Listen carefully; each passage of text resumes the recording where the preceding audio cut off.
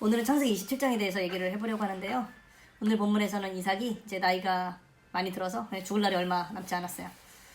그래서 이제 아브라함에게 받은 자신의 복을 이제 자기 아들에게도 이제 전승하려고 하는데, 이삭의 머리에는 에서가 있었어요.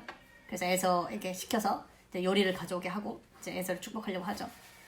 근데 이제 25장에 보면은 이미 하나님께서는 에서가 아니라 야곱을 통해서 하나님의 약속이 이어질 거라고 얘기를 했어요. 하지만 이제 에서는 자신이 보기에는 에서가 훨씬 더 강하고 또 그 집안을 이제 지킬 수 있는 사람이라고 생각을 해서 하나님의 복을 이제 에서에게 주려고 하죠. 근데 여기서 재밌는 건 뭐냐면 리브가는 이제 야곱에게 그 복이 흘러가게 하려고 했던 것 같아요. 그러니까 이 장면을 보면은 그냥 단순히 그냥 자기가 선호하는 아들에게 그 복이, 그러니까 복이잖아요. 축복. 잘 되는 거, 돈 버는 거, 뭐 하여간 이런 방식의 어떤 그 복들을 계속 좀 생각하고 자기가 좋아하는 아들에게 그 복이 가도록 이렇게 하려고 했던 그런 인간적인 모습들이 이제 많이 보여요. 뭐 이삭도 마찬가지고 이제 리브가도 마찬가지죠. 그리고 이제 에서와 그 동생 야곱도 둘이 그것 때문에 엄청나게 이제 경쟁을 이제 하게 되는 거죠. 사실 하나님의 복은 원래는 만민에게 복을 주겠다라고 하는 만민에게 복이 되게 하려는 그 축복의 통로였는데, 이삭과 리브가 또 에서와 야곱은 자신들을 위한 또 자신이 선호하는 어떤 그 아들들에게 복이 가도록 하려고 하는 약간 조금은 이제 세속화된 그런 이제 모습을 보여준다고 이제 생각이 좀 됩니다. 하지만 오늘 본문에서 또 그 과정에서 하나님의 복이, 하나님의 약속이 이제 실현되는 그런 전체적인 입체적인 과정들을 보여주죠. 제가 오늘 조금 그 얘기하고 싶은 거는 어떤 부분이냐면은, 저도 그렇게 오해를 많이 했던 것 같아요. 뭐냐면은 왜 하나님이 에서를 버리시고 야곱만 선택하셨을까, 이렇게 생각한 거죠. 우리가 이렇게, 저도 이제 성장 과정에서 보면 뭐 학교 다닐 때 선생님이나 또 부모님으로부터 이렇게 선택받지 못하고 버림받는 듯한, 뭐 버림까지는 아니지만 하여간 선택받지 못하는 것들 때문에 이제 상처들이 있을 수 있잖아요. 물론 저는 큰아들이어서 사실은 우리 어머니가 되게 저를 이제 아끼셨어요. 뭐든지 이제 큰아들 이렇게 우선으로 하셔서, 물론 저는 그런 게 별로 없었는데 생각해보면 우리 동생들한테는 좀 그런 게 있을 수 있겠다라는 생각이 들어요. 선택받지 못한 것 때문에 갖는 어떤 아쉬움 또는 슬픔. 그리고 또 우리가 신앙생활을 하다 보면 하나님께서 쟤는 선택하시고 나는 선택하지 않은 것 같은 느낌이 들 때가 있잖아요. 그렇죠?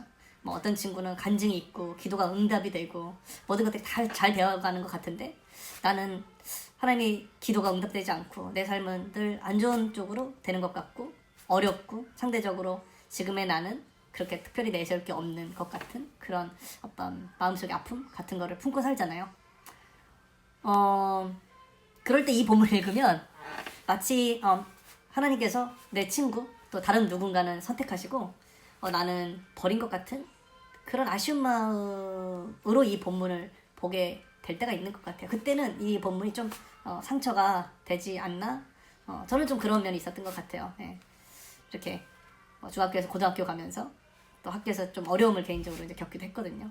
공부도 잘 안 되고 또 원하는 것들이 잘 안 되고 그런 시절들이 또 있었고, 또 사회 나와서도 가정이 되게 어렵고, 전 어떻게 그렇게 어려울 수 있을까, 안 될 수 있을까. 물론 지금 보면 다 우리의 어떤 선택의 좀 잘못이기도 하지만 하나님께서는 하지만 이제 그럴 때 되게 서운한 마음이 많았던 것 같아요. 이제 그런 마음에서 이 본문을 보게 되면은 혹시 서운한 마음이 좀 들 수도 있지 않을까, 이제 이런 생각을 해봤어요. 하지만 이 장면에서 하나님께서 야곱을 선택하시고 에서를 버리신 것, 사실 버리신 건 아니에요.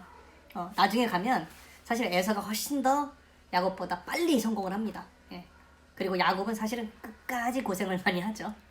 에서가 훨씬 더 성공했고 에서가 자리를 먼저 잡아요. 그럼에도 불구하고 하나님께서 야곱을 선택하시고 에서를 선택하지 않으신 이유는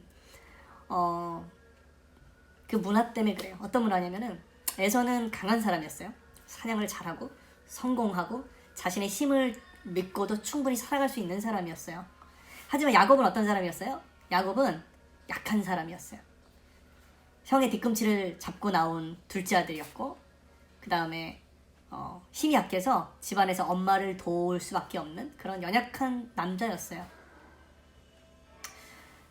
자신의 힘에 의지해서 살아갈 수 있는 강한 문화, 그리고 어디에서든지 환영받는 에서를 선택하지 않고 약한 야곱을 선택하신 이유는 하나님의 실패와 관련이 있어요. 왜냐하면 아담과 하와 이후에 가인, 그렇죠? 강한 자였어요.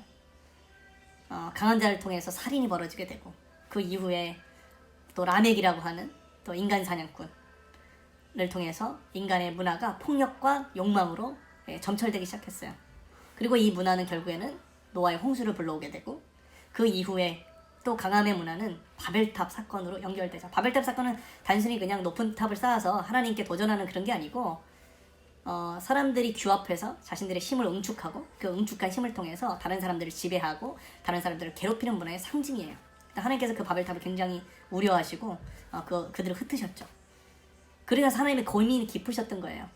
도저히 이 사람들 자신의 힘을 통해서 자신의 과시하고 신이 되려가는 이 문화를 없애지 않으면 모든 인간이 그 인간의 힘, 인간의 권력 앞에 고통을 당했구나 하는 생각을 하셨고 하나님은 아브라함을 그래서 선택하시고 아브라함을 잘 살고 있던 갈대아 우르에서 끄집어내셔서 약한 사람 나그네로 만드시고 그 나그네가 된 아브라함이 어떻게 하나님을 의지하면서 그 땅에서 복을 받아서 살아가는지, 즉 다른 사람을 억압하고 다른 사람을 다스리는 것이 아니고 다른 사람과 같이 살아가고 그들에게 복을 베풀면서 하나님만 의지하면서도 살아가는 그 사람의 표본을 만들고 싶은 게 하나님의 뜻이었어요. 그래서 아브라함을 선택하셨고 또 이삭을 선택하셨죠. 그리고 그 둘을 보면 다 자녀를 출생하지 못하는 또는 늦게 출생하게 된 자들의 아들이에요. 그렇죠? 그러면서 이제 에서와 야곱이 나왔는데 하나님은 에서가 더 강하고 야곱이 더 약한 거 이미 아셨고 그래서 이 야곱 작은 자를 선택하셔서 하나님만 의지하는 문화 그런 나라를 이루어 가시기 위해서 야곱을 선택한 거지 단순히 아까 얘기한 것처럼 그냥 하나님이 그냥 누구를 선호하고 누구를 미워하고 그리고 누구의 기도는 응답하시고 누구의 기도는 응답하시지 않고 그냥 에서는 버리고 야곱을 선택하고 이런 문제가 아니라는 거죠. 오히려 이 땅에서 뭔가 잘 안 되고 힘이 없고 그런 이제 어떤 중간에 끊겨가지고 내가 어디까지 할지 모르겠어요. 하나님께서 어쨌든 그런 인간이 추구하는 강함의 문화 그것으로는 인류의 소망이 없다고 생각하셨어요. 그래서 야곱을 선택하신 거죠. 약한 자, 하나님을 의지할 수밖에 없는 자를 선택하셔서 하나님의 뜻을 펼치시고 주님의 나라를 이루어 가시기 위한 그거라고 생각하는 거예요. 네. 누구를 선택하고 누구를 배제하고 그런 것이 아니라 오늘도 약해서 힘든 우리, 잘 풀리지 않아서 어려운 나, 늘 마음이 상해 있는 나를 선택하시는 하나님의 뜻이 바로 야곱을 선택하신 그것이라고 생각합니다.